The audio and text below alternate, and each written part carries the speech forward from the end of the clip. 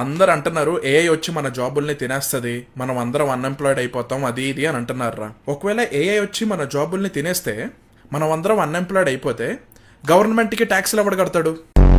మన ఇండియన్ గవర్నమెంట్కి ఇలా ఎకనామిక్ కొలాప్స్ అవ్వకుండా ఉండాలి అని అంటే నా దగ్గర ఒక ప్లాన్ ఉంది. నా దగ్గరే ఒక ప్లాన్ ఉంది అండ్ అదే వర్కౌట్ అవుతుంది. అదేంటో తెలుసా? ఒక ఏఐకి ఇంకో ఏఐకి గొడవలు పెట్టాలి. ఫర్ ఎగ్జాంపుల్ నేను వెళ్ళి చాట్ జీపీటీకి క్లాడ్ గురించి చెప్తా.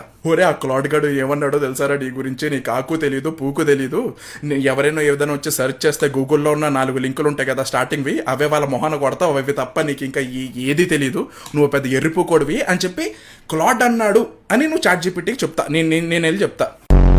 నువ్వేం చేస్తావంటే క్లాడ్ దగ్గరికి వెళ్ళి చాట్ జీపీటీ గురించి చెప్పు. ప్రతిదాన్ని ఓవర్గా చేసి చెప్పేసి పెద్ద షో దింగుతావు.